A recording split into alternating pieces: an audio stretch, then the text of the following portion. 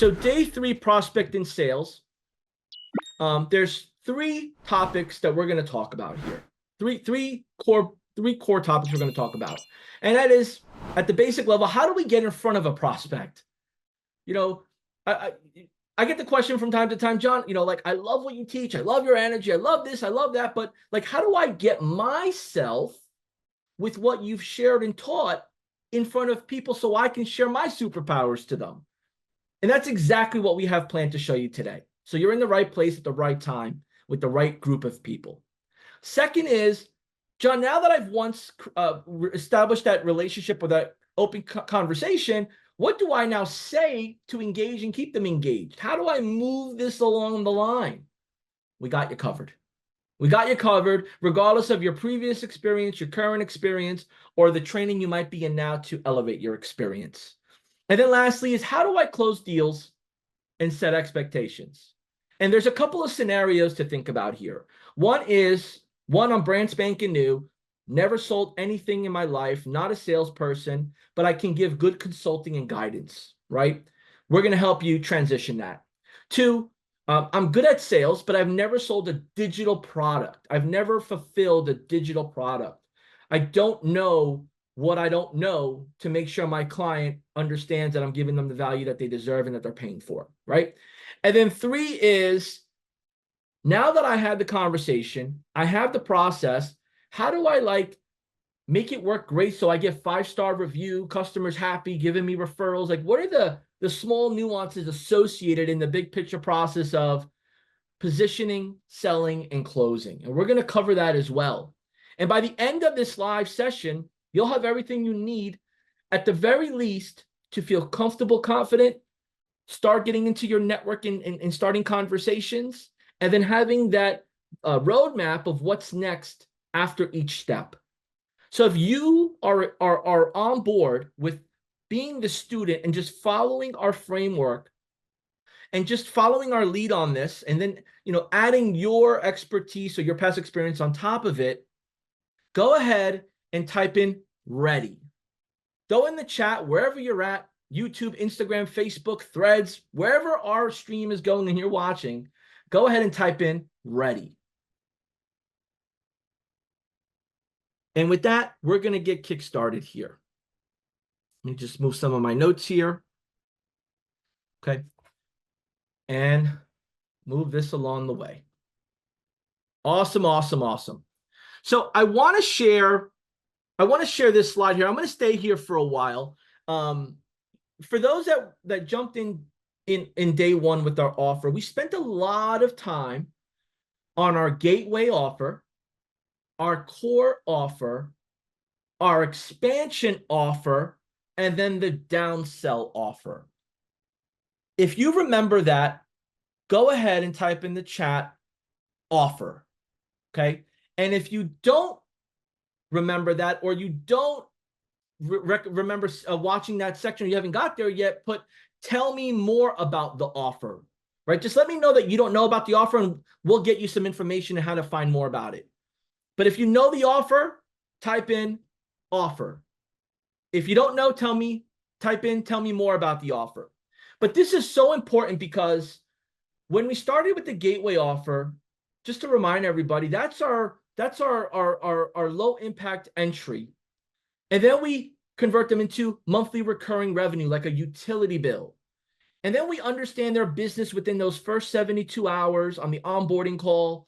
We understand their goals in our onboarding appointment, our follow-up appointments, and then we expand, right, by adding additional services based on the needs of their business, all with the goal in mind of making a measurable impact on their revenue, right? Because of this and this and this and this, we're going to give you an opportunity to get more customers because of it, or upsell your existing customers. That same strategy applies for the conversation.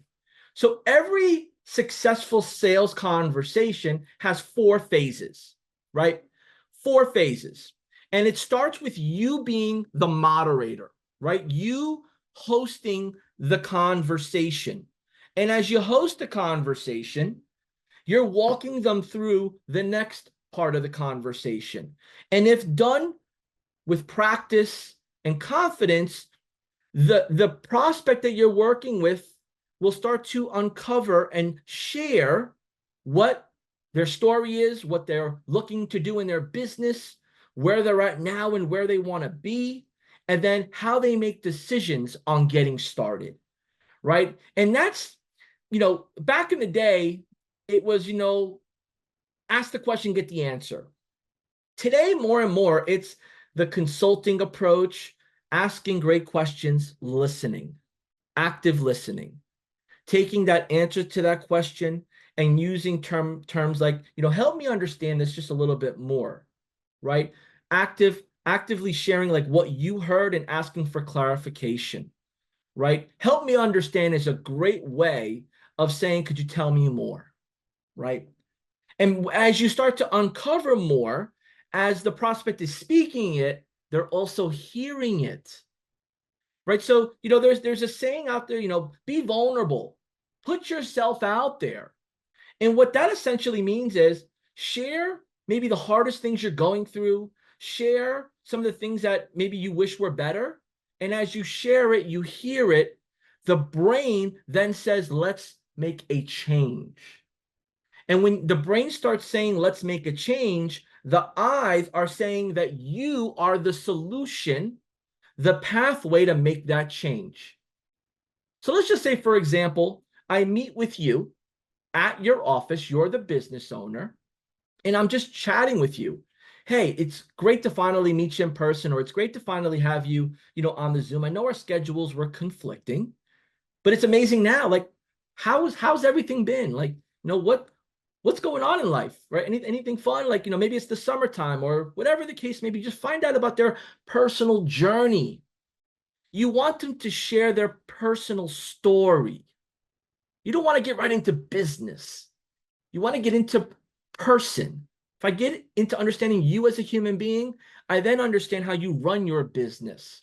I then understand maybe what are some of the core values that you abide by within your business, or the things that you believe in when running your business.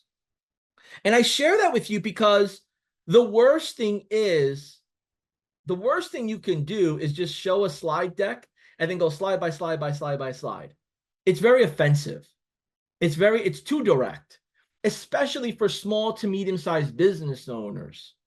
Now, if you're working with someone maybe in a corporate environment, or they're a procurement team, like, well, yeah, they're going to want the straight line facts. What do you got? What do you do? How's it going to help? How much does it cost?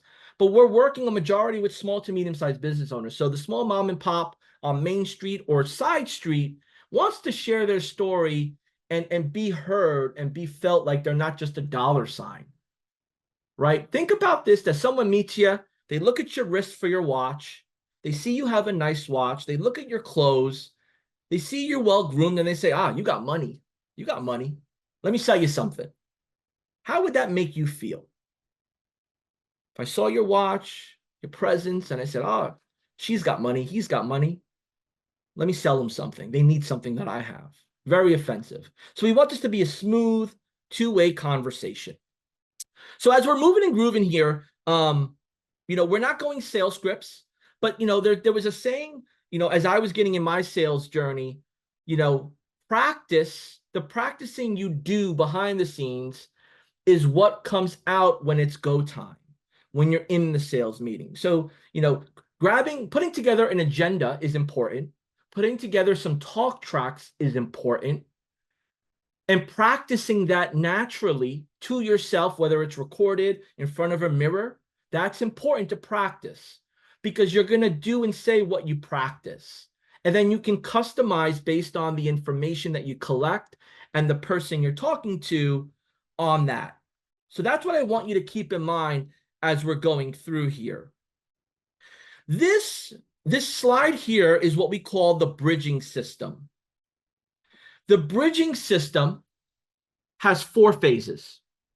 And, we call these the golden conversation rules of how you have a chronological conversation, right? The worst is to be jumping all around. And the goal of this chronological conversation is to understand every part of the person, the business, the operations, their current state, their goals, and then how they're going to take action. So very important. And when you have this type of conversation, it makes it very clear to the person you're speaking to that they need to make a change. That should be the end result, is I'm making it clear to you, based on what you're telling me, what I'm repeating back, what we're uncovering, that you and I agree that there needs to be a change, and let's make it together. So let's talk about phase one, the story phase. Go ahead and type in story in the chat if you're tracking along with me and you're understanding what I'm sharing, right? You understand what I'm expressing and sharing to you. Go ahead and type in story. If you don't, or you have questions about what I've gone over so far, type in Q and your question regarding what we're speaking about right now. What we're speaking about right now, type in Q and the question, and we'll get to it. I promise you. That's my commitment to you. So the story phase one story, allows both you and the prospect to familiarize each other's business backgrounds. So what does that mean? Well, you want to make the conversation around the business owner first. So you want to understand their story, by asking questions like, tell me a little bit about, how you got into the business or the industry. Could you share a little bit with me about, when this was passed on to you in the family business, what were some goals that you had in mind to implement that you may have not been able to yet? What does that vision look like for your business, right? Just open them up, and you'll notice that you might have to ask the same question twice because they don't get it. They don't understand it. They're not 100% paying attention to you yet, which happens, believe it or not. They're on their phone. They're thinking about their business. They're thinking about their kids. You don't know what's going on in their life. So they're not 100% on you, right? But you stay 100% on them. Keep the conversation in line. So as you start to understand like how the business started, how they fit in the business, what they've done so far, just like personal questions, you can then get into asking more about their story. So let's just say, I have a chiropractic client, a prospect that I meet at a networking event. I meet this prospect at a networking event. We jump on a Zoom meeting because that's what's convenient for him. And I say to him, hey, doc, how did you get into chiropractic? How did you get into this field? What was your calling? What was your what inspired you to get into this? And he's maybe say, well, John, my dad was a chiropractor, or, one day I got hurt and a chiropractor saved my life, or, these conversations will come up, and, I'm sharing it from previous stories that I've had and learned about. People will get deep based on your eye contact and your body language. So eye contact and body language matter to listen and to show them that you're interested. And as you start to uncover that conversation track with them, you want to start getting into from personal to business. So, Doc, how did you first get started, with making this your own business? So I understand that you used to work for another doctor. You were there. Then you opened up your first location. Could you tell me like how that started, right? And what was your goal? Or you tell me a little bit about, and then they're going to tell you about that. Well, John, I saw an opportunity. I moved with my family to this part of the town. I saw that this town didn't have any chiropractors, and they'll go into their storyline. But your goal is to give them the floor and control to tell that story, right? And if there's a pause, acknowledge it and stay quiet, because they might just be catching up or finally start being involved in the conversation. Right? Have you ever like been part of a conversation and like one side of your brain is like giving like your automated AI style responses? Yeah, I get it. Or, I absolutely, right? Like you just have like those AI automated responses. And then the other side of your brain says, all right, what are you saying? They ask you a question, and then that question gets in answer mode. And now you're like in the conversation now. Like John has entered the conversation, right? That's what we want them to do. We want them to enter the conversation even though they're there with you. And as you start to do that, you're going to notice this is a great sign. Here's the punchline. Here's the aha moment. As they start answering with more in depth, that's when you know they're starting to trust you more. They're starting to care about what you're asking. They're starting to see that you are different than the last 5 people that walked in the door, or the last 10 people that called them, or the last 100 emails that they received. You are different. That's the goal. I'm listening, I'm learning, I'm different, I care. And now you're keeping this going by navigating the conversation and keeping the interaction concise. So, you don't want to let them go off on a tangent either. You don't want them to you got to keep the bumpers in place, and they'll appreciate that, because they know time is everything. And they're at some point, if you let them just ramble on, here's what's going to happen. I'll give you the next punchline on what's going to happen. They're going to say, oh my gosh, I got to go. I didn't even realize what time it was. Or they'll get a phone call, or someone will tap them on the shoulder. Your appointment's here. I got to go. Hey, let's catch up again next time. And you're still on phase 1, right? You didn't get into building more rapport. You didn't get into the meat and potatoes of the business. So there's no commitment to you. You were just listening to them and a good listener. You want to be an attachment. You want to almost come off like, the advisor. I got to give John some more time. When I call back, if they have to go, they have to go. Like, obviously respect that. But if you have a good, concise conversation with understanding the business, them understanding you a little bit, and then getting into the numbers a bit, then they got to go, that's fine. But you could say, hey, Doc, look, let's do this. I can come back in about an hour and a half. What's that look like for you? John, let's do 2 p.m. fine. I'll be back at 2. I'm going to go run around to some other appointments. I'll be back. Right? If that's an in-person or a Zoom, whatever it is. No problem, Doc. I'll be back. Or tomorrow. What time's work tomorrow? Don't leave that conversation, if in fact they have to go, without the next step. Always the next step. When are we meeting next? Okay? And you'll earn that in your phase 1, listening, navigating, going, and so forth. Let's pretend here that they're giving you the time. You're on schedule. You've perfected your agenda with them for phase 1. Let's get into phase 2, which is the number phase. What we've built upon in phase 1 has earned the trust, and now they're open and comfortable sharing with you what you have going on. And the number phase, let me just make sure I can throw this chat up here. Give me a quick second.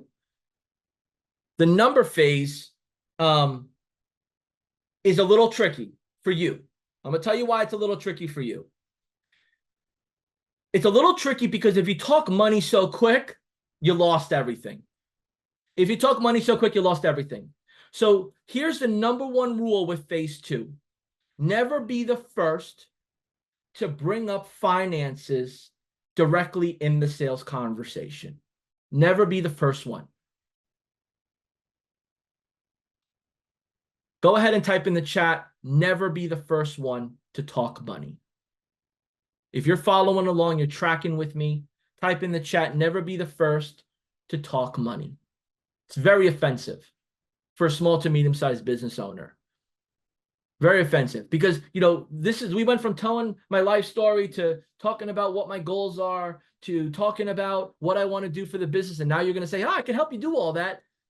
Here, how much it's going to cost? Huh? Oh, that's why you asked me all these personal questions and I got vulnerable with you. So you can pitch me something. Absolutely not. Absolutely not. And I learned that firsthand. One of my first companies that I was at when I worked, I had the opportunity of working with 2 types of business owners. The ones that enjoyed advertising with paper, right? The books that you've probably have seen, depending on your age, that they would ship to your house, right? They would be yellow. They would have like an advertisement on it. Like I used to sell that as part of my sales pitch when I was in sales.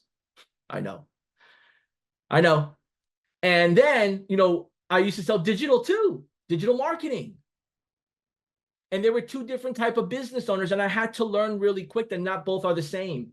And they don't have the same goals. They don't have the same ambitions and plans. So I found myself punching myself in the mouth by saying, oh, I should have never gone there with that one, and I scared them away. Or, oh, they think I'm just here to take their money. So I learned very quickly that it's got to be a smooth conversation, genuine, true, caring, but also business as we phase into it. So number one rule, never be the first to bring up finances in the conversation, and begin with volume-oriented questions about their business activities. So what does that mean?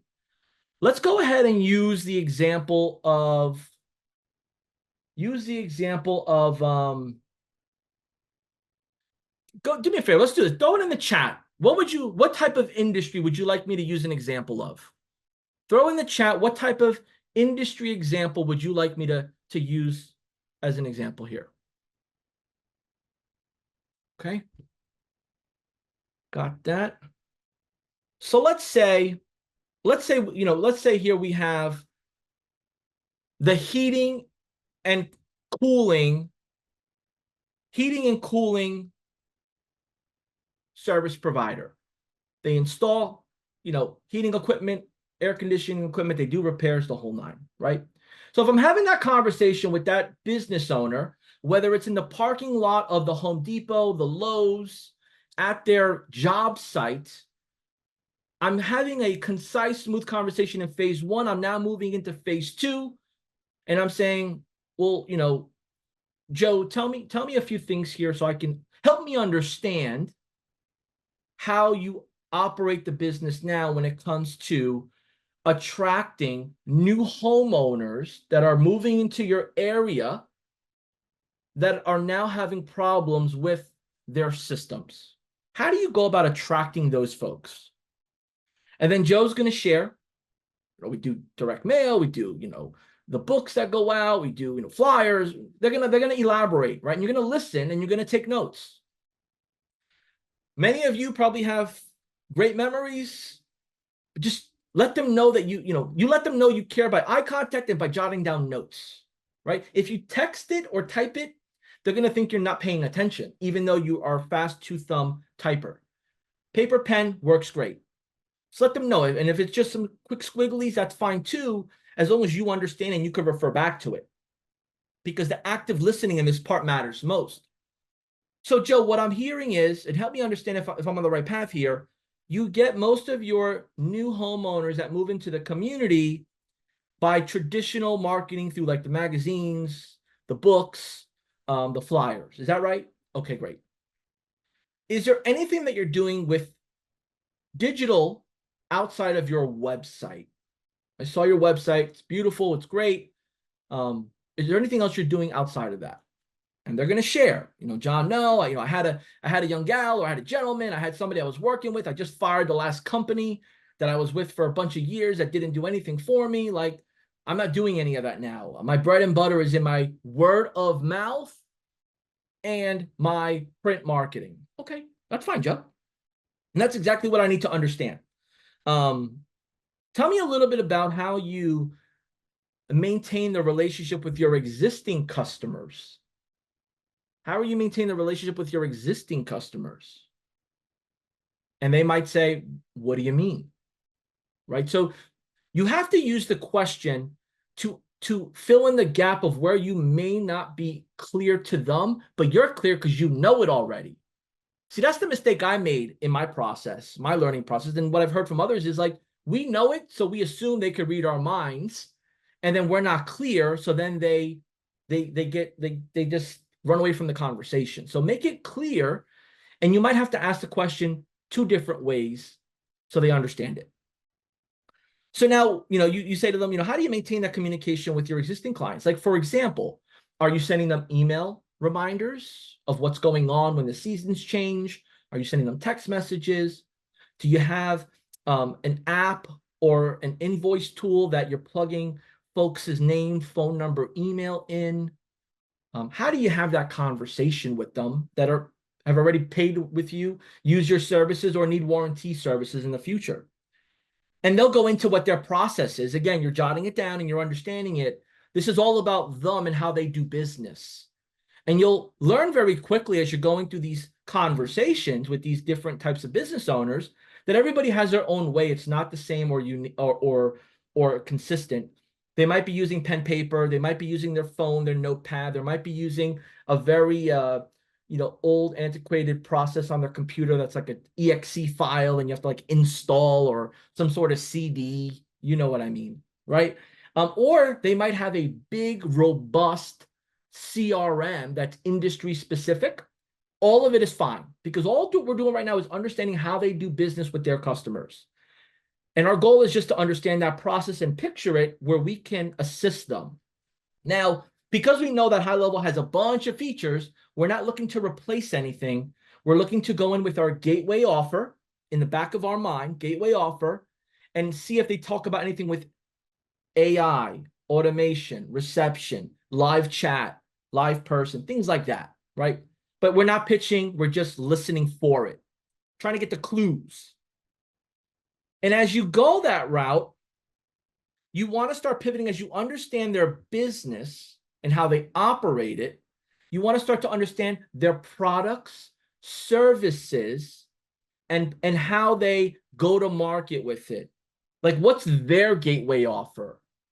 What's their core offer? What's their monthly recurring revenue offer? What's their expansion, downsell? So as you understand it for your business, no matter what level you're at, you start to understand it for their business, and they won't understand the wording. Like I went over gateway, core, expansion, but you'll have to describe it and then it'll click for them. Because in the heating and cooling, many of them have their like $99 service call. That's their gateway offer, right? Then they have their monthly or seasonal inspection. That's their core offer. Then they'll go into their expansion with their new installation of a heating system, a cooling system, a boiler, an air purifier system, or other things that to grow from there. Maybe they're, just without getting in depth, that expansion is like a bigger, higher ticket item. And then maybe they're downsell because once they offer that expansion offer, it's a one-time done. Maybe they go into a service where every month it's $99 that includes filter changes, 24/7 support, emergency calls, whatever the case may be. There's like a membership associated for their customers. It's very prevalent now where service businesses are doing that first priority. So you want to understand what they have in place, because now you as the advisor, the business advisor, the expert, you're not the digital marketer, you're not the AI marketer, you're the business advisor to their flow. You're now going to be able to give educated advice to how do you assist them. Okay. And as we start to do that, those conversations get real exciting to experience by the numbers. And you start to learn more and more about industries. Now, my recommendation to you is that before you meet with somebody in a specific industry, go online in their industry, maybe industry sponsored websites that are out there. So if it's painters, go to the International Association of Painters, go on to, any of those forums where they'll go to get their information just to see what's happening, what's new, and learn a little bit about how they do business ahead of time. And as we evolve, that numbers conversation is not just how many customers you have and how much you charge. It's how do we grow your bottom line? Go ahead and type in the chat, I want to grow your bottom line. My job as your business advisor is to grow your bottom line. That's my job. If we're going to work together, Joe, and you have 10 trucks on the road, you want to get to 20 trucks on the road, right? As I'm listening to you, I'm understanding your vision. You have 10 trucks now. You want to get to 20 trucks on the road. You got 10 employees now. You have a front desk. You have your wife who handles HR. You have your dispatcher. Everyone's been with you for a long time. You want to get this to 20 trucks and 5 internal staff members to run the operation, right? With the goal of jumping into a new market. Am I hearing that right? Perfect. So based on what I have here, I also took some notes on the services you offer. Could you tell me a little bit more about your strategy that you have in mind with servicing your existing customers that have not reached out to you in 6 months or more? Have you thought about that? And Joe's going to start saying, you're going to start seeing, this is what you're going to start seeing. I never really thought about that. I never thought about that.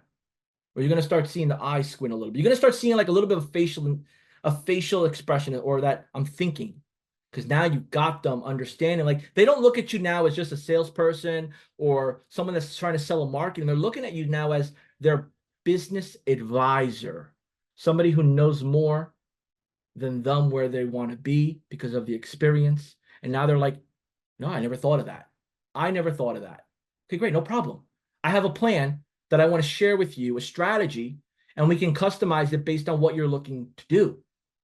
But help me understand this. What is the timeline that you want to accomplish the 20 trucks on the road, the bringing on 5 more people, the bringing on 3 more certified technicians, promoting, your 4 employees that have been with you for 5 years? What's that timeline look like? And they're going to start to say, well, John, I never thought of that. No problem. Let's start thinking about that.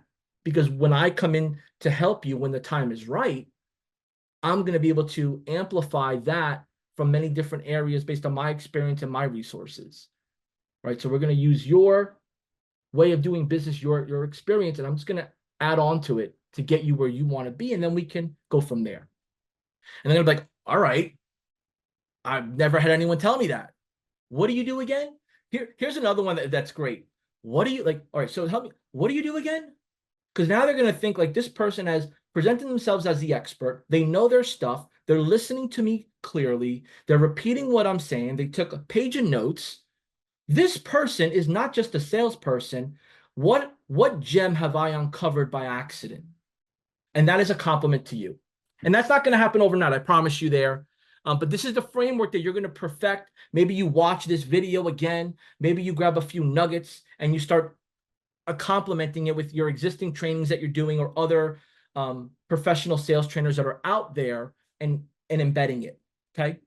And that now becomes the bread and butter of where we go moving forward, right? That becomes the bread and butter, right? Go ahead and type in the chat, bread and butter.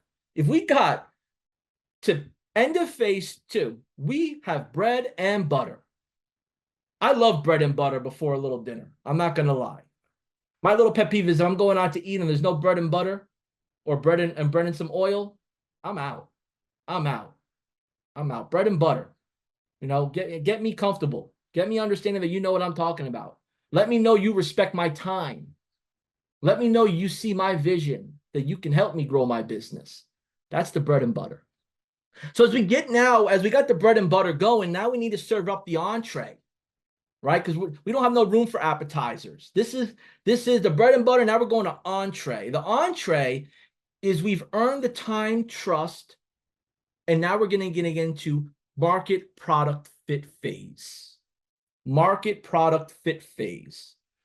And the objective of that market product fit phase is to ensure the products or services offered are a good fit for the market and the specific business. So what does that mean? It means there's 2 ways to go about this. One, what are they offering now to their community, to their customer base, to their prospect base? And are they missing something that they're not aware of, right? They're missing something. So if they're still doing heat up tune-ups and it's already past, the winter, and we're getting into the spring, well, we have not yet promoted spring tune-up. We're behind the ball on something. We don't have the right product market fit for your audience, Joe. We need to get what your audience needs and wants.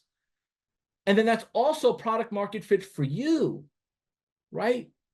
So you'll find out that, yes, the gateway offer will work. The gateway offer will work most of the time, because we know with our gateway offer that when people come to the website and there's no engagement, no hand raising, no conversation, they're going to leave.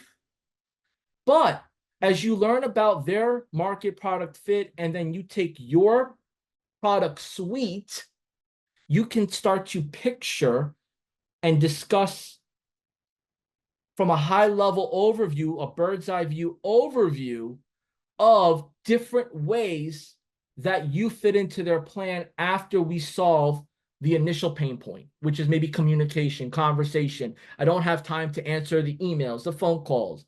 It's only me, or I need to put people in other things. That we need to solve that AI receptionist problem, right? Based on the pre-work that we did, we saw they don't have anything in place. We need to solve that. And then we can start to imagine and picture where the other features, benefits of and functions work in.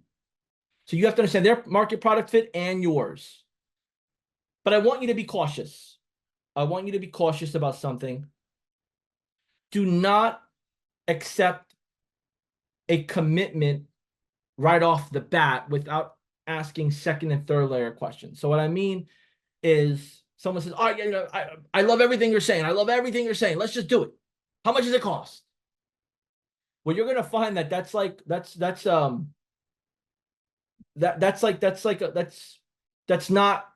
what you think it is. Put it that way. That's not what you think it is.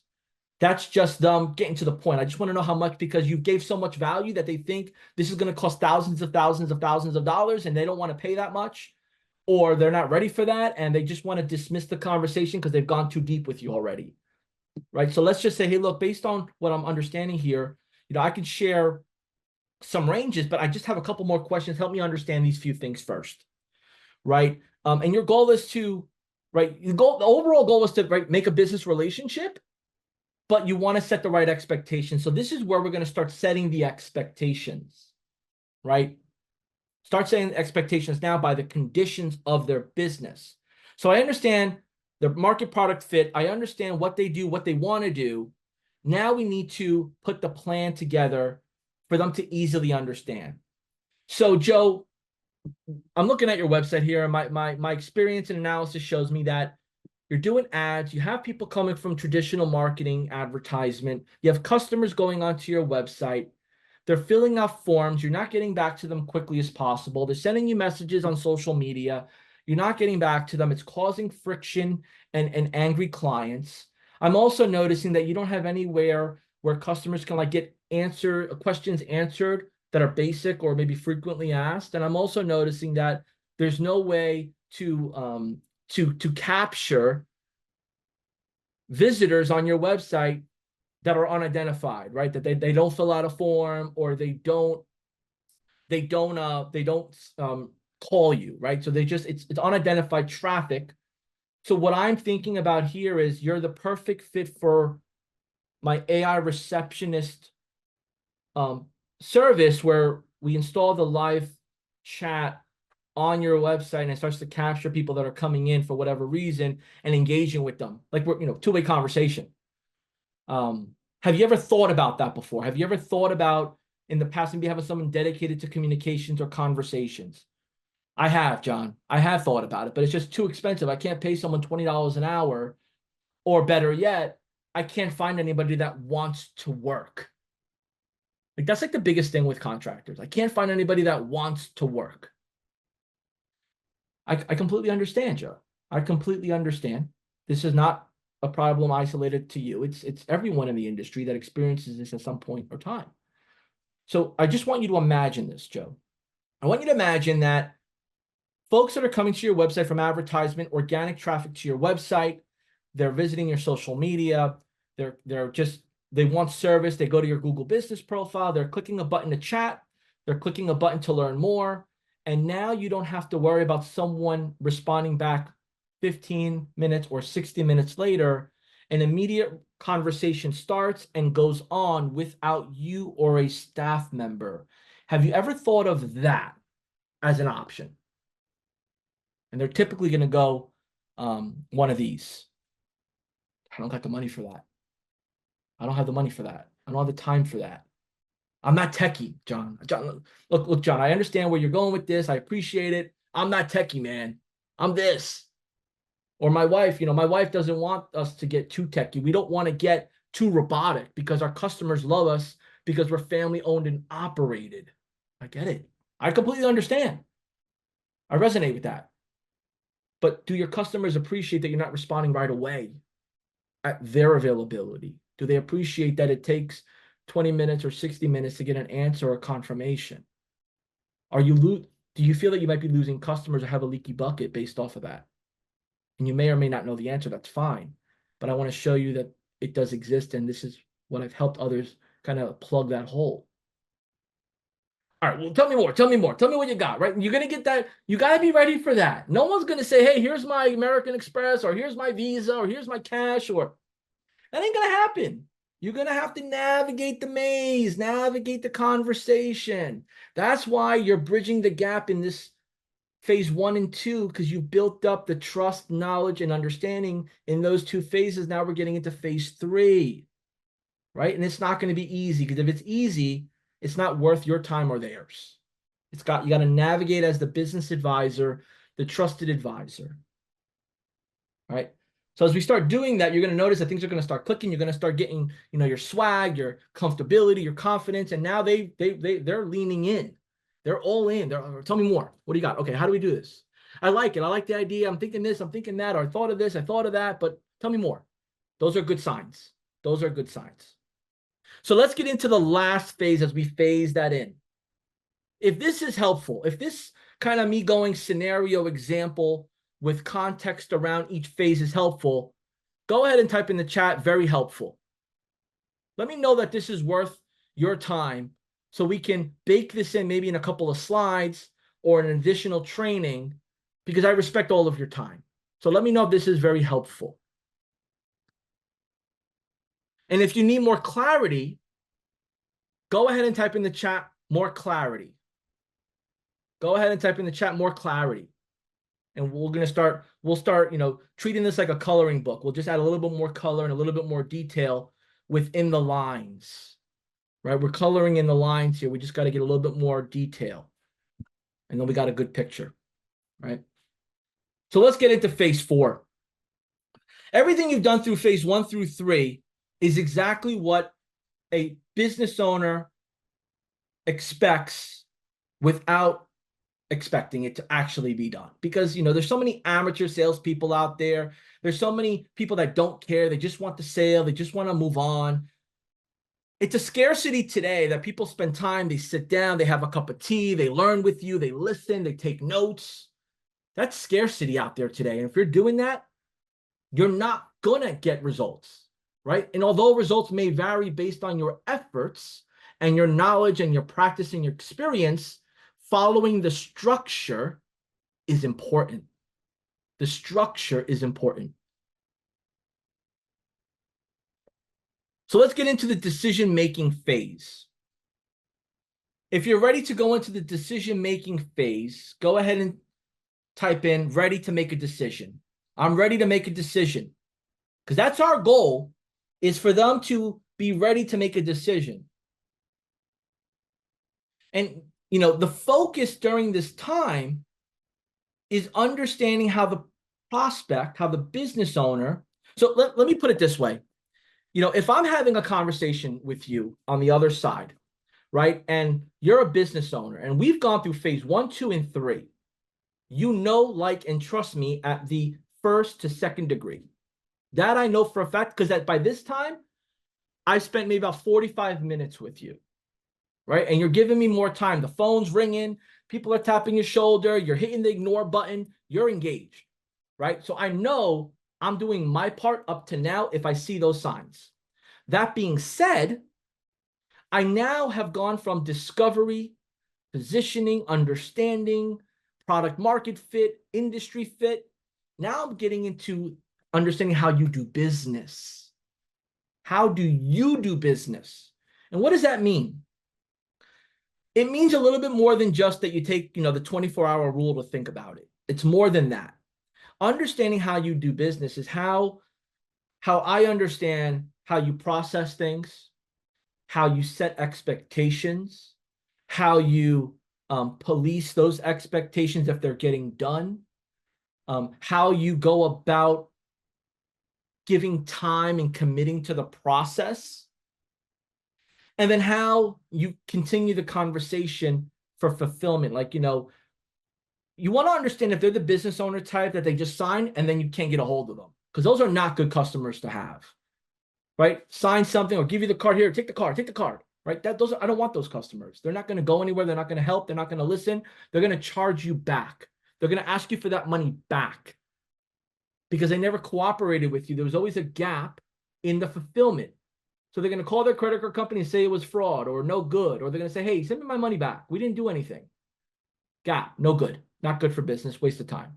So I want to know how they process things, and then I want to fill the gap. So that way, when I say to them, help me understand how you prefer to do business. Do you prefer like email, like going back and forth as we get this launched? Like, how can I expect to communicate with you? Can I call you? Can we set up some times where I can get on your calendar? Do you prefer text mostly? Are you more of an in-person? Are you okay with us jumping on Zoom? And then who else needs to be a part of us launching? Who else needs to be a part of us launching? In my early sales days, I learned that typically the person that gives me the credit card is not typically the person that's going to be the daily active user, the person who's going to use the service, interact with me every day. They're not going to be the person in most cases. It's typically Susie, Joe, Jake, John, or whomever, son, daughter, brother, sister, cousin, mother, it doesn't matter, that's going to be in the software, managing the responses, working with me day to day on giving me updates, me teaching them how to use everything, building the relationship with them. That's the person I need to understand. Where are they at here? They're not here now, but where are they going to start being in? Right? And then how do I keep you, Joe, in the mix too? When do we touch base? And as you start to understand how organized they are, you start to understand how interested they are, how important this is to them. Now you understand how they make their decisions and how they hold their promises. And you want to ask them, tell me typically, what do you have in mind when we get this started? What are your expectations?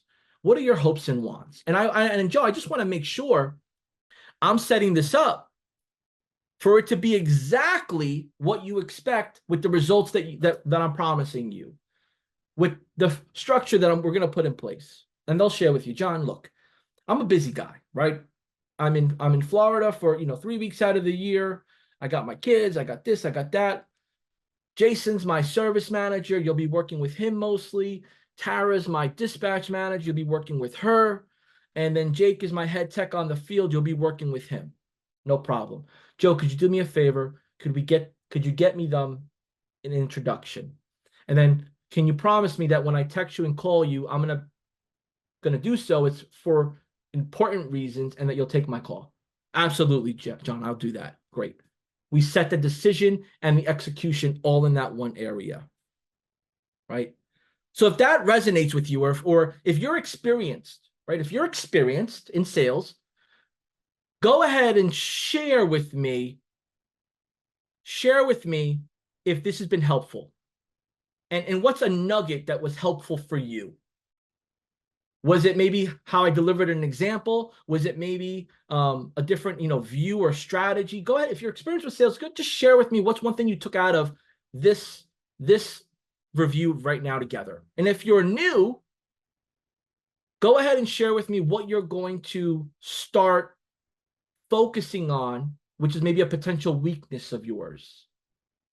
Is it understanding someone's story?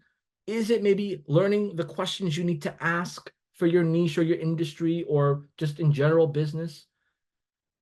Is it understanding a little bit more about the conditions and how I transition 1 through 3 into 4?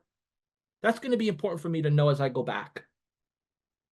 But let me tell you here that by following these phases, you're going to effectively guide the conversation.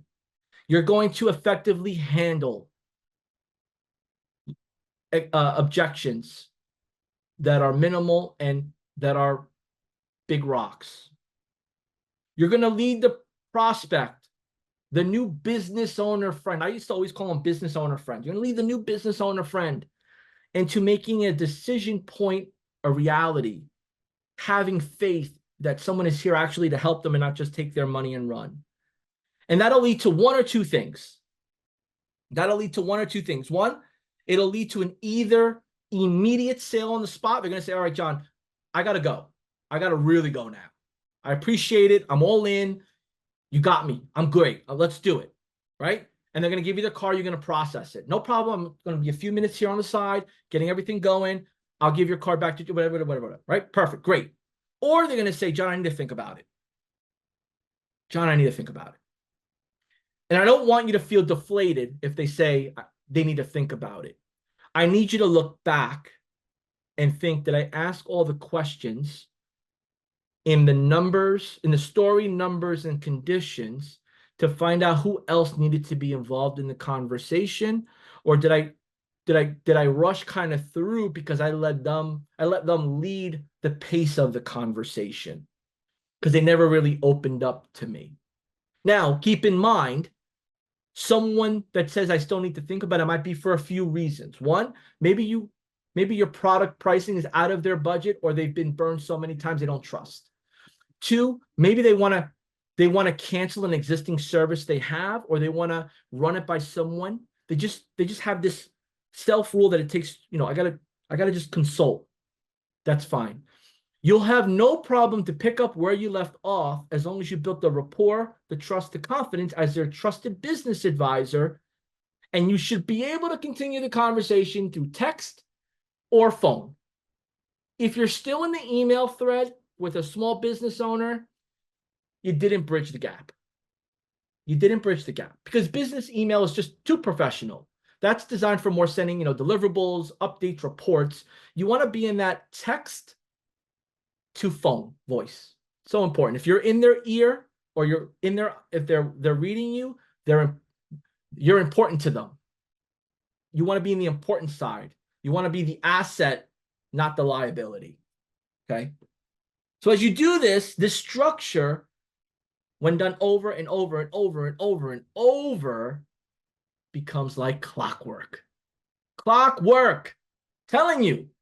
You ever get a new watch and you look at the watch and, it has the dial, and, depending if it's, a watch with like, fun widgets and, little numbers and all this stuff. I've always, you look at it like, oh, is it 12 or is it 1 or is it, where is that handout? Like it takes you a minute to like get the time, right? But after you look at the watch so often, you're like, oh, it's a 1:45. It's 1:30, right? You just know it real quick, right? You want that feeling with your conversation and presentation. You want it that you don't even have to think about it. It's just organic to the point where, like, you're sitting to the side, you're taking notes, they feel the vibe. So important, right? And we've seen this work over and over and over and over and over, right? And we've seen it tweaked, we've seen it modified, we've seen it adjusted. So if you're tracking with me and you found this time that we spent together, we spent about an hour on this, guys, gals, friends, about a solid hour, but I'm telling you, this is the foundation. Without this, all you have is spammy, what's in it for me, weird, awkward, question mark, question mark, question mark conversations and messages. There's no substance to it. They're just, this guy's desperate. This gal's desperate. Click, block, block, block. This is going to get you starred, friend, answered back to. That's the goal, right? The goal is to be in the circle, not outside looking in. Want to be in the circle. So if you found value in that, go ahead and type in the chat value. Let me know if you found some value. And then if you didn't, go ahead and type in some questions that will add value. Help me understand. Help me understand what you may need a little bit of help with. And then I can jump in and assist you, right? I can start to position and adjust as needed. All right. We are moving and grooving here. So, I want to get a little bit, okay, so let me do this here. We went over a lot with this structure, right? Now, I want to say that the sales script that I'm going to show you, the strategy I'm going to share, it may be totally different what you put together, and that's fine. Because when you do an outbound message through Instagram, Facebook, when you meet someone in person, we all have like our starters, our conversation starters, whether it's a hand motion, an eye contact, just organic tonality. Like my whole thing is like, I see someone, Joe, what's going on? Like, I want them to smile within the first 5 seconds that they hear their name and they see me. Joe, what's going on? How are you? And it's like a weird, like little friendly voice, right? That's my style. Yours might be, something totally different. That's fine. You got to find your conversation starter. And as you do that, you start to build your conversation starter through text message, through email message, so on and so forth, right? But the overall goal is to take that message, that text that we read, and get vocal and visual, in person, visual, on Zoom. That's so important. If you believe you're going to close deals, relationships, help people, be part of someone's business as a pen pal, email pal, it ain't going to work. It is not going to work. It works for celebrity, people that produce products, well-known products in the market. That's different, right? It's like a shopping cart, e-commerce. That's different. But with what you're doing, they need to know who you are and what your business is about. So we're going to get into a few of these things. These are, guides, frameworks, and typically it's in follow-up to two types of interactions: a virtual networking meetup, an in-person meetup, right? Both go together, networking as the one, or a phone call / text message. Okay. So let's go a little bit into both. Let's say, for example, I meet you, the med spa owner, at a virtual networking event. There's a handful of them. Handful of virtual networking events. You could Google it and I'll show you how to find them. But I'm on the Zoom. I join in. We get 15, 20 seconds to go around the room. I say, hey, how are you guys? My name's John Bermudez. They call me JB. I work for High Level. And our number one goal is to help business owners have an all-in-one place to capture capture leads, nurture them, and build new relationships. If you're interested to learn more, let's chat. Oh, by the way, I'm a Eagles fan, right? You want to throw like that catchy little style, like the personal side, right? Now I get someone that messages me, hey, John, I'm an Eagles fan too. Or, hey, John, tell me more. Now I have the permission to speak, right? That comes from a virtual networking event, same as a in-person networking event, right? I like the in-person ones better because they get to see my style, my personality, eye contact. It's human. We're fine. Either work great. But we're positioning ourselves. We're not selling ourselves. We're positioning ourselves based on our personality, style, and openness to make new friends. If you have someone that's like this,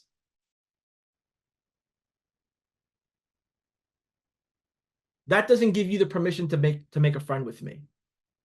And that's vice versa. If you see someone like that, they don't want that. Or you could be the icebreaker and say, hey, look, quick question.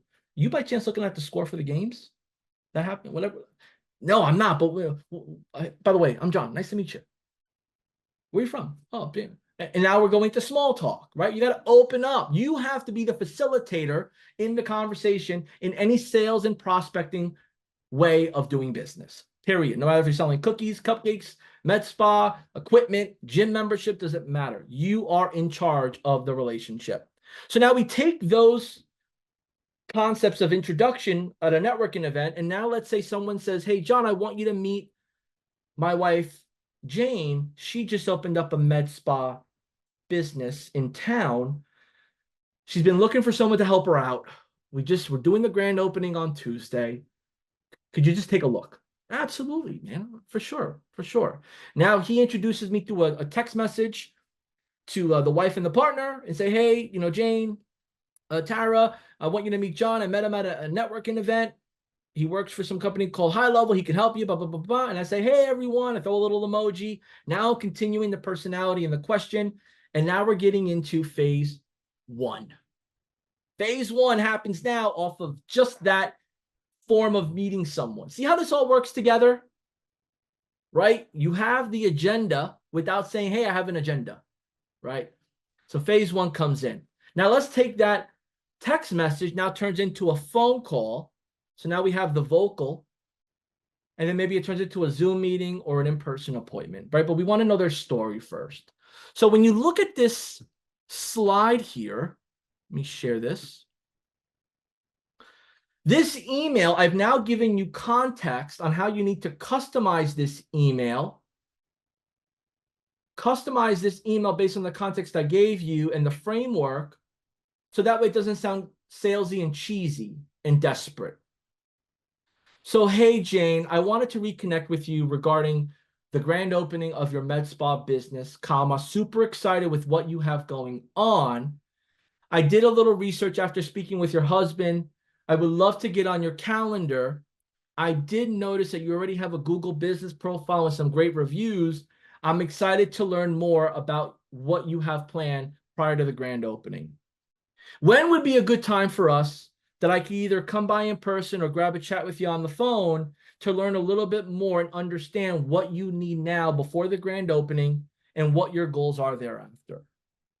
Right? And then maybe I just keep it short. Remember, when we do email outreach, we want it to be personalized and we want it to be above the fold. We don't, nobody wants to read, and I'm guilty of this, 5 paragraphs because they're not going to read it.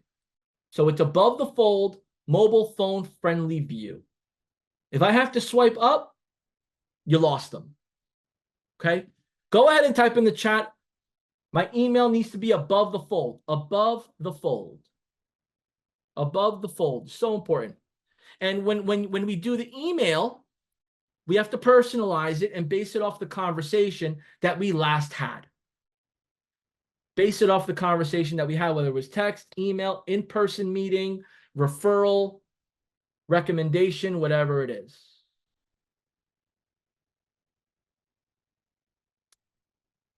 So, John, this is all great and dandy. But right now, and this is scenario 1, right now, I'm working for a company full-time. I don't have time to go to networking events.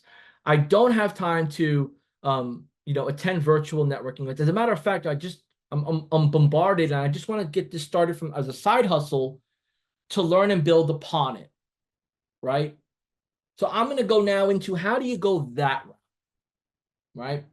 And typically we go that route by building upon existing relationships. It's called Dream 100, Dream 10, Dream 25. Typically the dream is like who you want to ideally work with, and then the number is based on how many you want to put a list together of. Dream 100 might be too much for you. You may not even have 100 contacts in your phone. Dream 10, start with 10. Start with 5. Whatever you prefer, just start somewhere. The number one bottleneck is starting. Start somewhere. So how do we start? Let's create a list of familiar contacts, right? Within our phone, within our Facebook friends list, right? Because not everyone from our Facebook friends list is in our phone, right? Sometimes, we have best of friends on social media, but we know nothing about them outside of social media. We just know what they put out there for us to consume. Maybe we have friends from professional organizations. We know them from the events. We don't know their personal lives. We don't have their phone number. We don't call each other every day. We don't text every day. So we gotta build upon that. They're still warm because they're familiar with you, right? So let's create a list of familiar contacts for outreach, right? Let's keep in mind that it's going to take some time and investment and creativity on our end, where we're just not going to send them a quick message above the fold and expect them to consume it, swallow it, and say, hey, here's my money. We got to warm it up. We got to look at their profile. We got to look at their website. We have to know what's going on in their business a bit. Give them a compliment and start that conversation. So let's say you have someone that owns a gym, right? You haven't talked to them in a while, but they're posting a lot. Hey, Jerry, want to just send you a quick message, man. Kudos to you for just helping so many people, man. I see your post. I'm rooting for you. I'm looking forward to maybe connect with you again and see what's new. Jerry's going to be like, all right, that's a little random. Hey, John, man, it's great. Thank you so much. Really appreciate it. Yeah, things are going great. When can I see you again? When will you be by? And then now you're going back. Now you're taking the active listening part, like you're taking the back part of their sentence, and you're continuing the conversation to be relevant. Hey, I was actually thinking about maybe stopping by, saying hi in person, seeing what's new. Don't show up with the intent of having an appointment then and there, right? Like we're in a different sales cycle in this world where people like know the fluff, they know the bull. So be respectful of people's time and like let them know that, I'm interested, but I'm also interested to introduce something to you, and like do it with finesse, with finesse. Then you're going to start prioritizing those conversations and those folks, right? Maybe you have a few conversations right away, maybe you don't, but you start prioritizing based on the relationship strength. And that could be like a referral from your brother, your sister, cousin, maybe, former close friend started a business, right? You reconnect. You get to determine that. And then you have to obviously initiate the conversation. Before you start getting into the AI chat feature introduction, though, let's get into the bridging the gap process I showed you. It's phase 1, phase 2. And remember here, it's a little different in this part because we're using that framework to guide us, not necessarily to interview them, right? Or to dig deep. We just want to understand like, hey, what have you been up to? How's everything been? Like, I see this, I see that. I was looking through your profile and kids are growing up so fast. And they're going to eventually say, well, John, like, what are you up to, man? I see you posting or I see you out there. Like, what's new with you, pal? Now we're connecting. That's the magic. That's the magic. And then from there on, we're connecting. They're going to ask you what you're up to. You slowly get into it. And then you say, hey, look, as a matter of fact, I'm putting together a project, a beta. I would love for you to try it out for me and give me your feedback. You mind giving me some of your feedback on something I'm working on? Yeah, what do you got? What do you like? That's when someone says, yeah, what do you got? Or yeah, tell me more. What do you got? Yeah, for sure, man. Oh, absolutely. That's when you know, like you got the roller coaster went up, and now it's like, all right, now we're moving, we're going. Now we're hitting the loop-de-loops, right? That's what we want to feel. And then we nurture the relationships. And nurturing the relationships basically allows us to create a new starting point. The starting point now becomes like, let's commit some time to this. I would love your feedback, but I also love to show you a few things, share some ideas, learn more, and see if we can do something together. So we could do something together. And that's how that Dream 100 starts to flourish. Pretty cool, huh? If you find that cool, if you find that something new, something you never thought of it the same way, go ahead and share a little bit of feedback, some of your feedback, maybe a nugget that you took from this process, something, maybe an aha moment. I'm more interested in what you're thinking because I don't get to hear from you right now. I'm just kind of looking at my chat here. I got you, Mario, Travis, Stacy, LHS Marketing. Got some amazing people here. Raphael, Melissa, Juan, Anthony. I'm going off of right now the high-level Facebook business page. It's facebook.com/high-level-reviews. I got to upgrade my screen game because I got the laptop, I got the main screen here, but I'm working off of that Facebook business page. So if you want to jump on there and throw some of your aha moments or your takeaways or your questions, I'll take them there all day long. Let's move on. So now, as we're, by now, friends, you should be feeling good. You learn the Bridge the Gap framework. You learn a little bit about Dream 100. You understand the goal of the Dream 100, how it works. You're working with familiar people. You're leveraging that previous relationship or familiarity to help them with some pain points they have in their business that may or may not be aware of. You're building trust and you're getting practice. Practice, practice, practice, practice. If you're having one conversation a day, it's not going to feel great. If you're having 5 conversations a day, you're on the right path. Ideally, you should be having at least 15 conversations a day. Conservatively, 15 conversations. Texting, phone, a little bit of Messenger, a little bit of WhatsApp. Because either way you go, WhatsApp, Messenger, or phone, it's a good ping pong game. If you like ping pong, throw ping pong in the chat. If you like ping pong, Throw ping pong in the chat. But if I'm doing ping pong, like when you first play ping pong, right? You miss the ball. You got to, oh, I got to go chase the ball. I got to go chase. But now I get in my rhythm. And now I'm shifting my hands, right? Or tennis. If you're a tennis fan, throw tennis in the chat. That's the magic. Where the ball hits the rod. And now you're like, all right, I got this. I feel good. Now I'm asking better questions. Now I'm understanding better industries. So you want to get to about 15 conversations and then elevate them. If you're doing text mostly, get to the phone. If you're doing phone, get to be in person. If you're doing in person, get to be in a group, right? And then vice versa. If you're in a group, get to be one-to-one. If you're one-to-one, get to the text. Blend, a nice omni blend. Omni blend, get a little bit of everywhere. Social, text, phone, in person, group, networking event. Host your own little gatherings if you want. You got so much flexibility.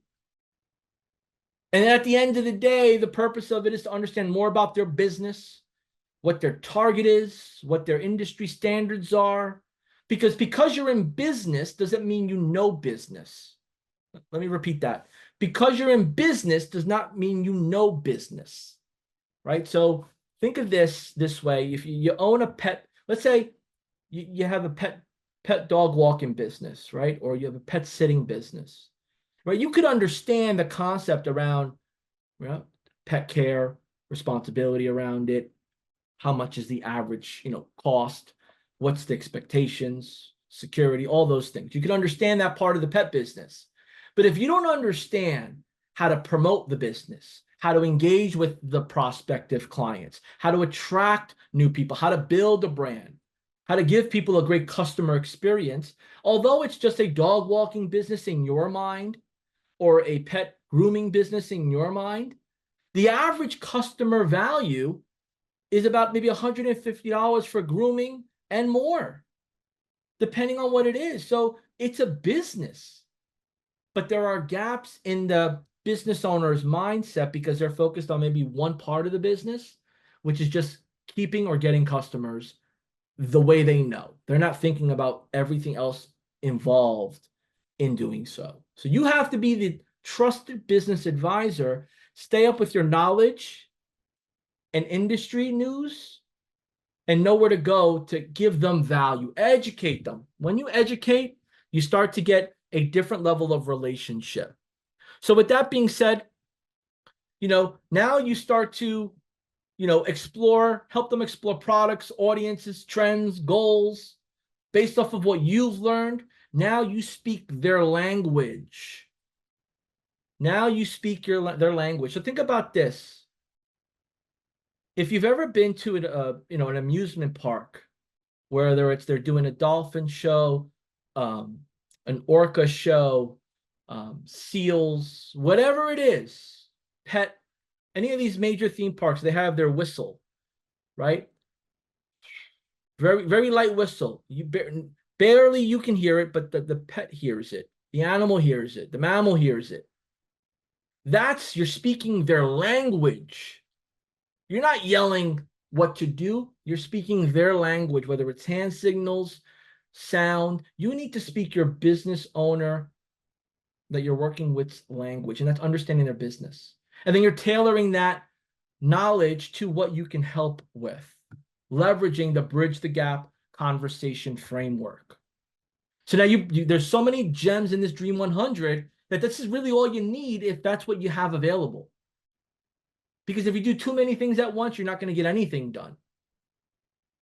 And now you start to understand their business from how you can help solve. So if I'm going to meet with, Sharon, the dog groomer, right? She's a mobile dog groomer, right? I've seen her truck around. I've been a customer every once in a while, right?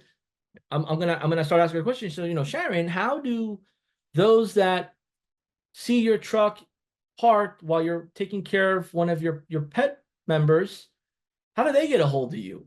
How do you communicate with them? How do you let them learn about your business? Do you have a QR code on your truck? Do you have your phone number listed? Do you get inquiries from people that don't know you from your website? And you start to understand these things. And as you understand them and you understand the AI reception tool, you start to piece together, okay, AI reception tool makes conversation swift, smooth, and streamlined. Swift, smooth, and streamlined. So how do conversations get started? Whether it's from a website interaction, whether it's from a website submission form, whether it's through Google Business Profile, social media, wherever, it's going to go into the platform, and then the conversation AI takes it from there. So you need to start sharing that story. And the majority of small to medium-sized business owners, they don't have live chat because it's too expensive. Or the people that have positioned are too salesy. They're not in it for the relationship. They're in it for the sale. You're going to be different. And then understanding, look, if you had 15 people come by your website or your social media and they responded or they reached out to you and you never responded to them, you lost out because they went somewhere else. So that's how you start building upon that. And it's going to, as you're doing this process, you're going to learn. You're going to always be learning. There's some old sales movies out there, and they would say ABC, always be closing, right? If you know what I'm talking about, or you've seen it, or you heard it, old school way of making relationships. We're closing them. We're closing deals. No.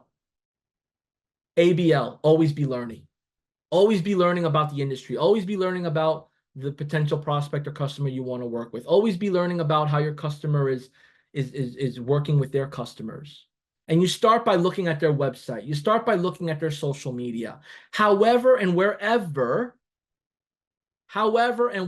their customers interact with them, the AI reception tool that you're getting ready to go to market by the end of this week, if not already, is going to solve the biggest problem they have now, which is getting back to people fast, giving their customer what they want when they want it, and streamlining the communication so they don't have to juggle through phones and text and loose paper on call back this person.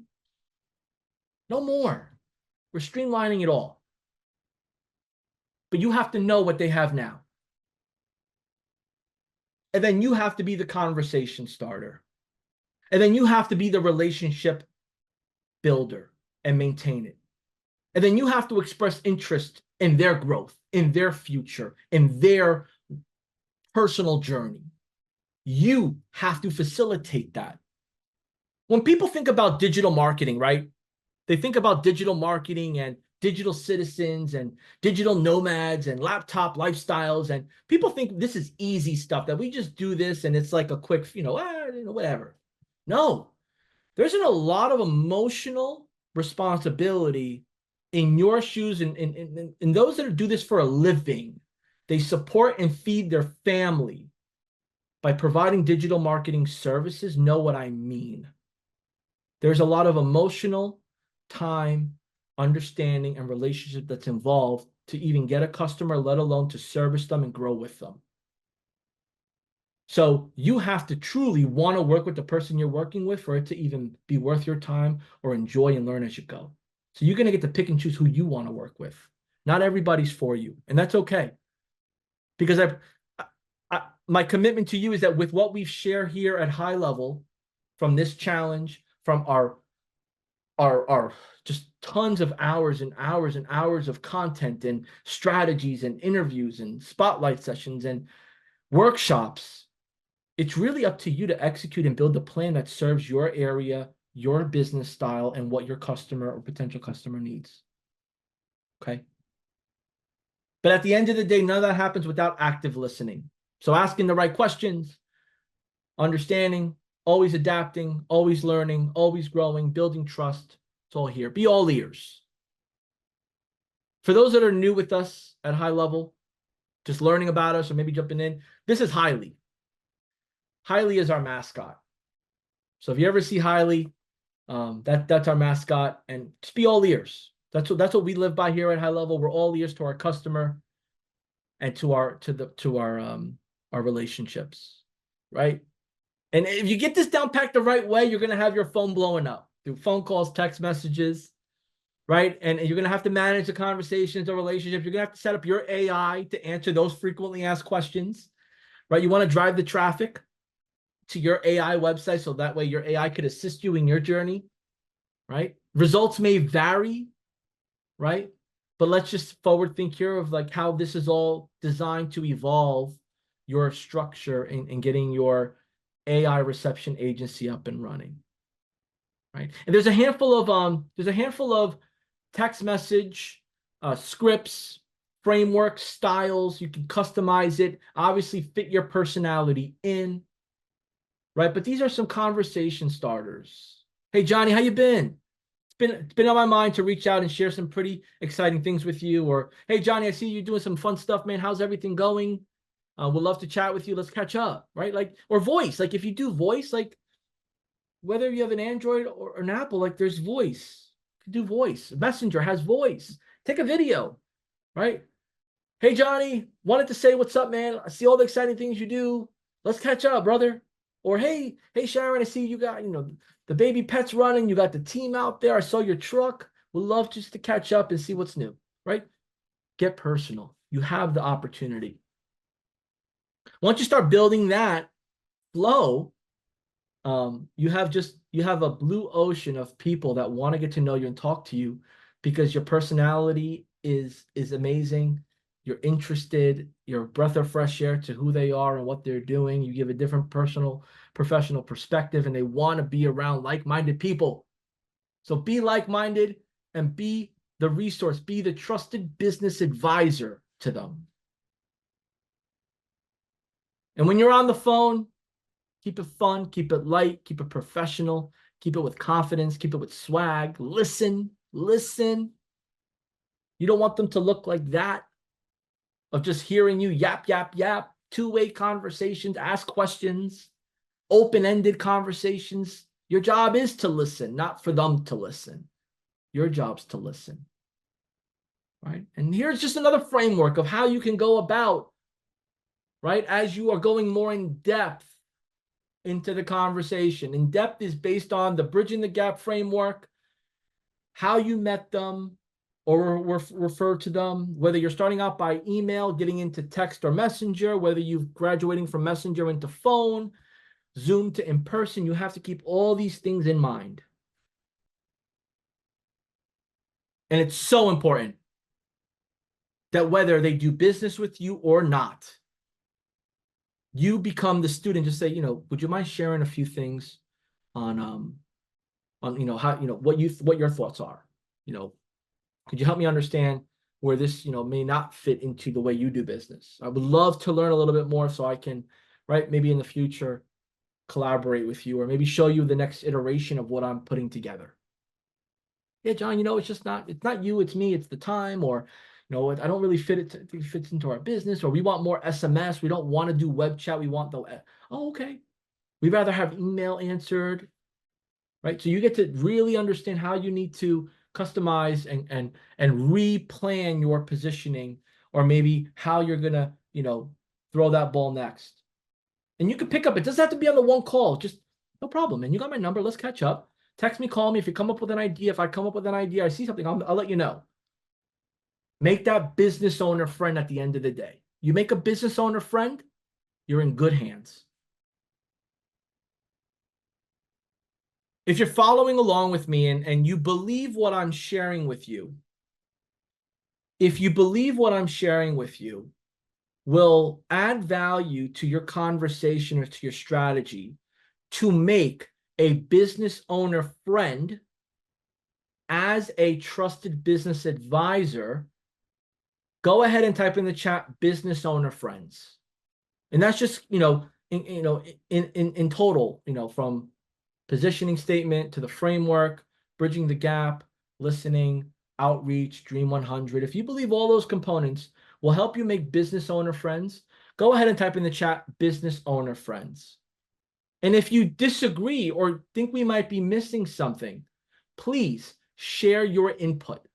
Share it with me, because we're going to go through it and we're going to start making adjustments and right, pivot as needed. But keep in mind, this is designed to be for someone that's like not 100% there or not able to be 100% committed because they're in different parts of their journey. So we wanted to make a nice playing field for everybody. But there is definitely more context and more in depth that we could be going in, right? So it's all in the follow-up, right? It's all in the follow-up.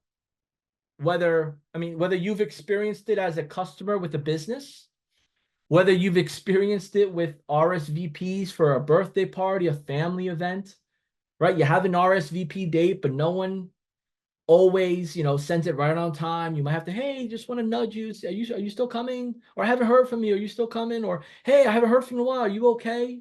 Hey, how's everything been? I haven't heard from you. I haven't seen you. The follow-up.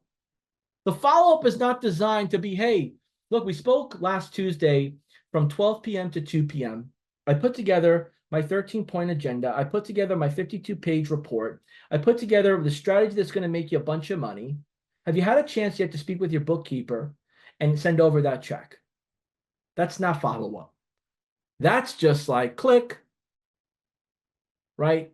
You want this to be business owner friend transitioning into business transaction of growing, learning, and helping their business. So you'll get the feeling of where you're at in the friendship or the business relationship.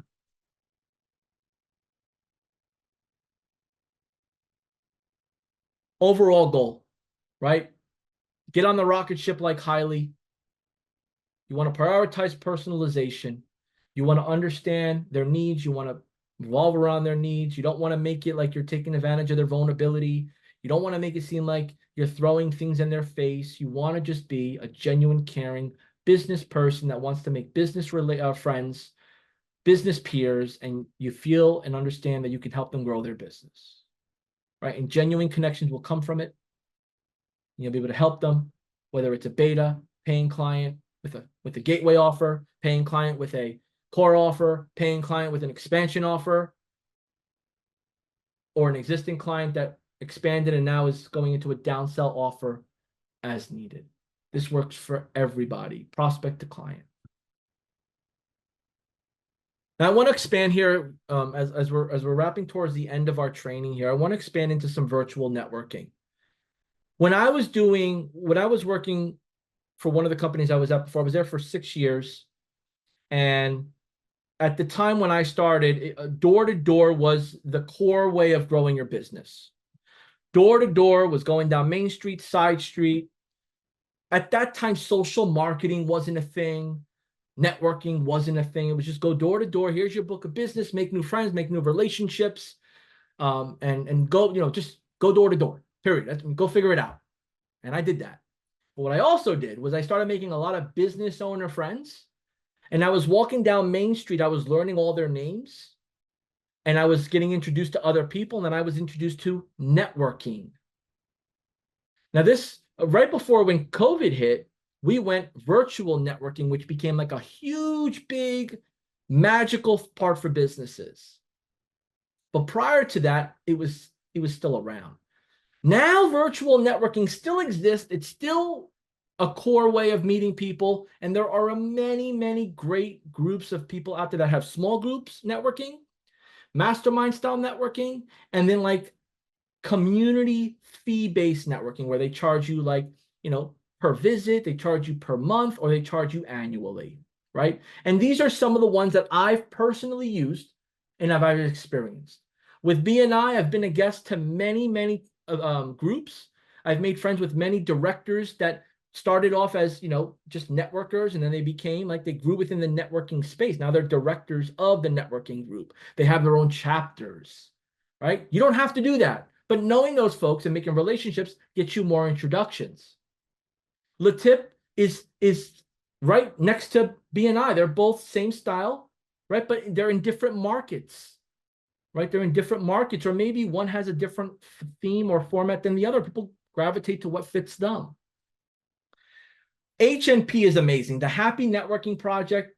I don't know any of them personally there, but I've joined their groups, and there's so many beautiful, great people with big hearts.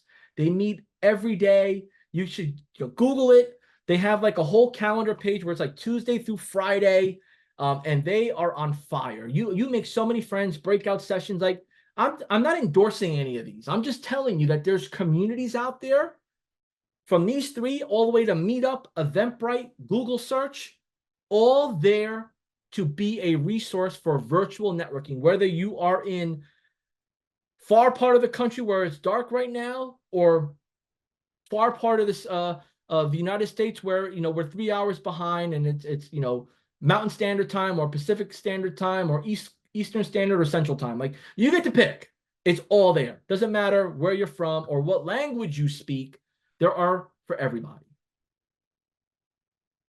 I will say, though, there's nothing like in-person networking if you're available and able to do so, right? And I've done all of what I'm saying here. I've participated in, I've created in some way, shape, or form, and I can firsthand tell you that local chamber of commerces are a hidden gem. The most nicest, greatest people within communities go to those and are a part of those. They sponsor events, they sponsor luncheons, they help their student communities, they help their elderly communities. Be a part of one near you.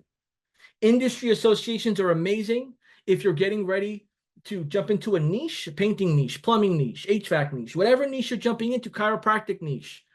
The industry association's legal niche. They are educating their members. There is a fee to be a part of it. They do vet you out. It is a little bit more of a longer application process, but it's well worth it. It's well worth it.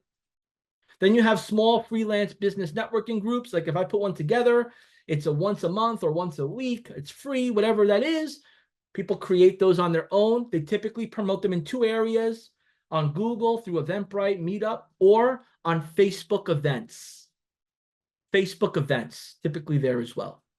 Then you have professional meetup groups like the BNI, the LaTips, membership-based, where they're typically one category for an annual fee, mandatory requirements around participating in referrals, participating in attendance, being in good standing, code of conduct, all these things for those professional meetup groups.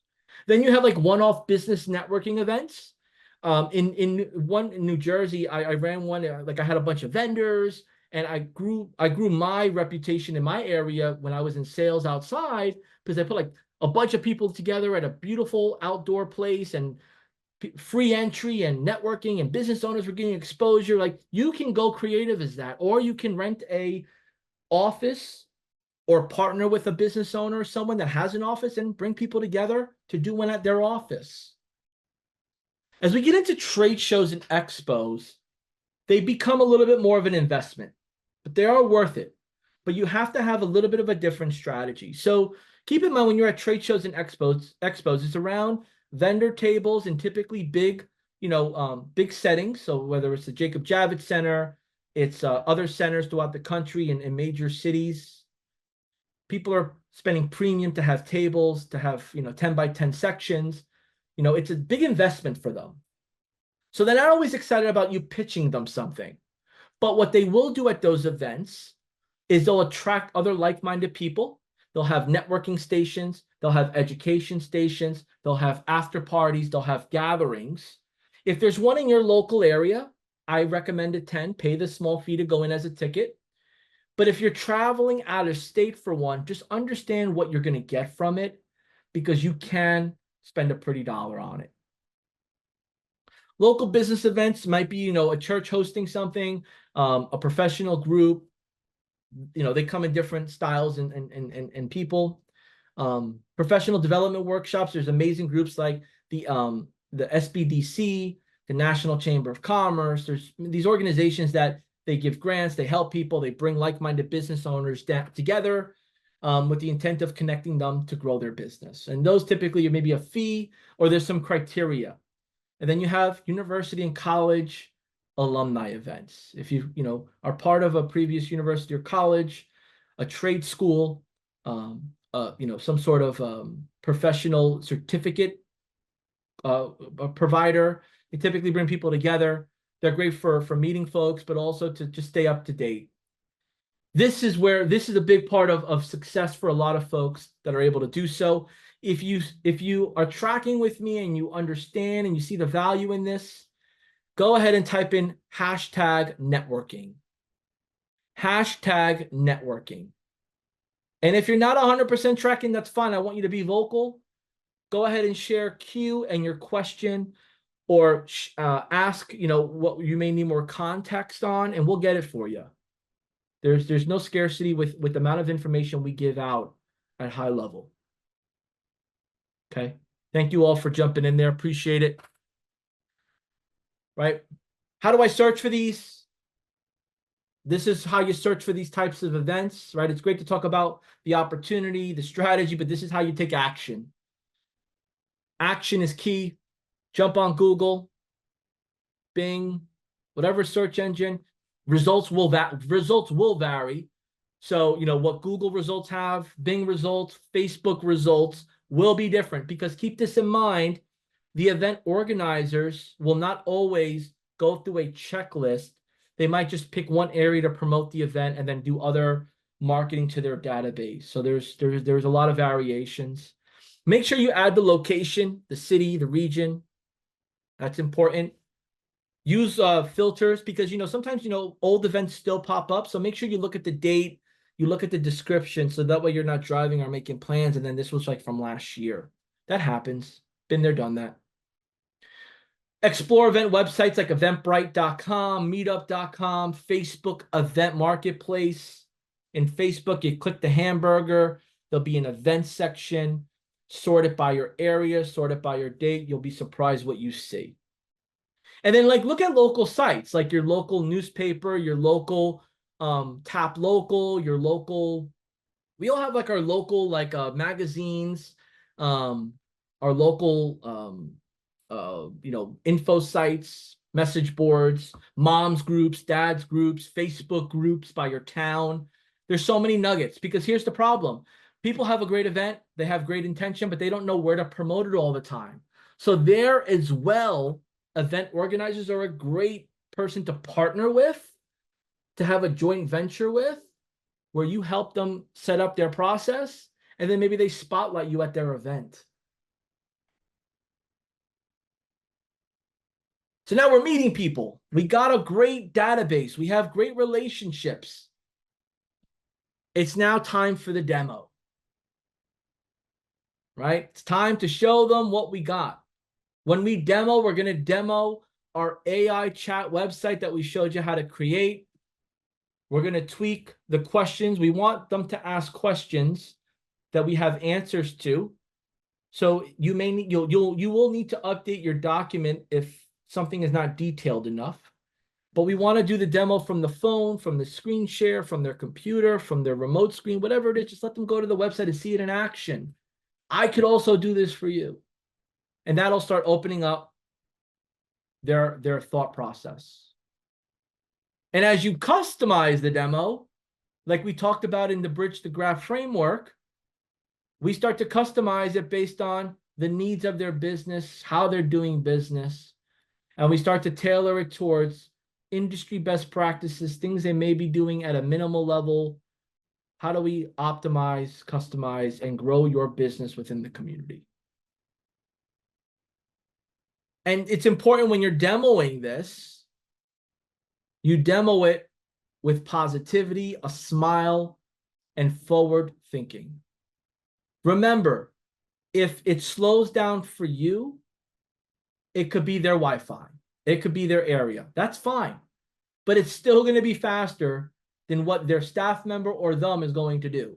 And then you can pivot and say, hey, look, let me update some of these settings. Actually, my last client wanted to see a little bit more human-like, which was a little bit more of a delay.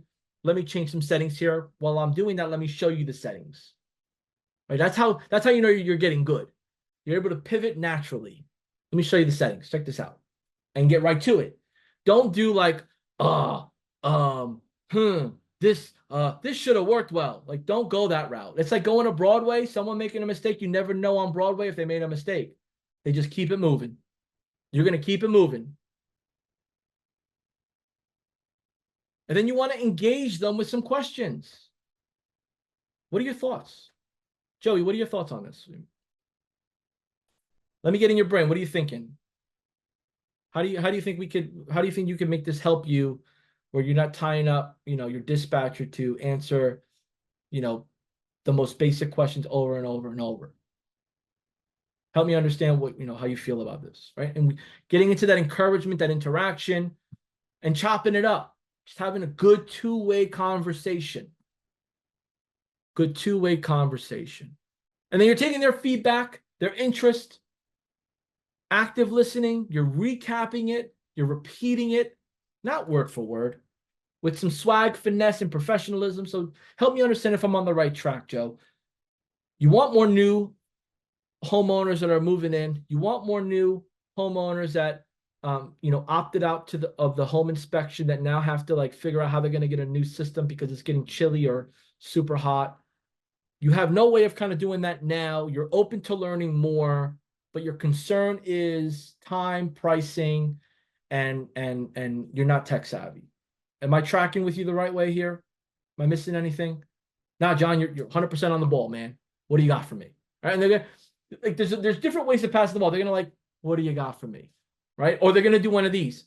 Yeah, how about that? Show me what you got. Like they're gonna like almost challenge you and like say, take that one. How are you gonna make that one work now? Like as you start to develop these friendships, like you're gonna like, oh my gosh, like does this person know I'm here to help them? They're not used to it. They are not used to you helping.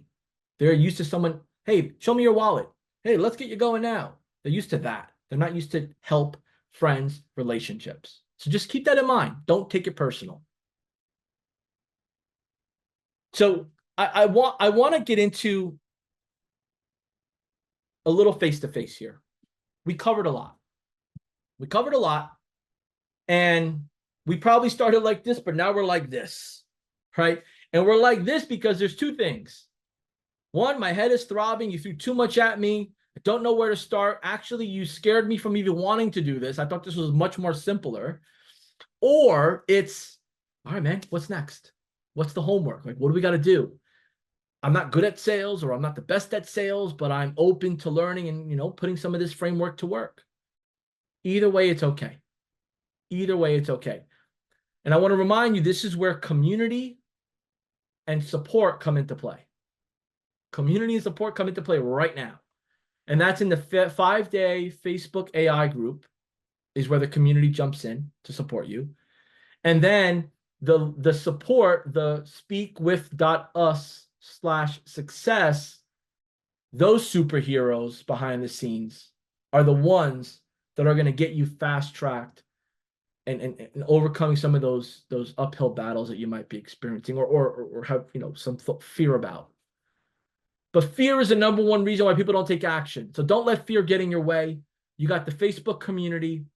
You got Meet Tomorrow. You got the chat here. But I want to push you and lean you over to speakwith.us/success. Okay. I do get some messages from time to time. I promise to get back to you. But after this and throughout my day-to-day, we're doing a bunch of different initiatives for our community.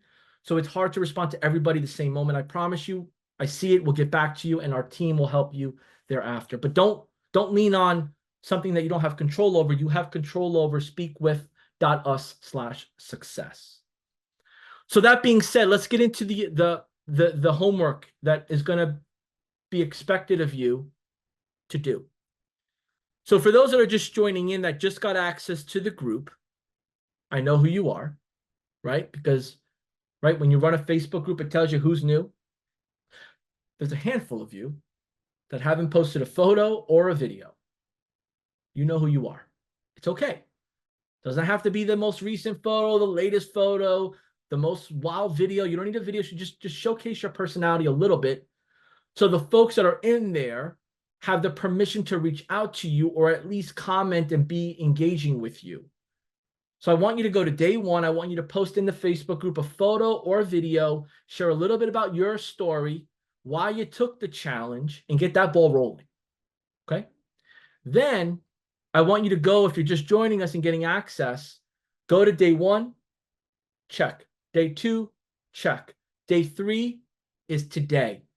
I want you to go through now, be prepared to challenge yourself that it's not going to be a straight line to all the contacts. There's going to be some squiggly, some doubts, I don't know if I should reach out to them or whatever. That's fine, but you got to make a list of your potential prospects. And I go back in the video, gave you all the how-tos.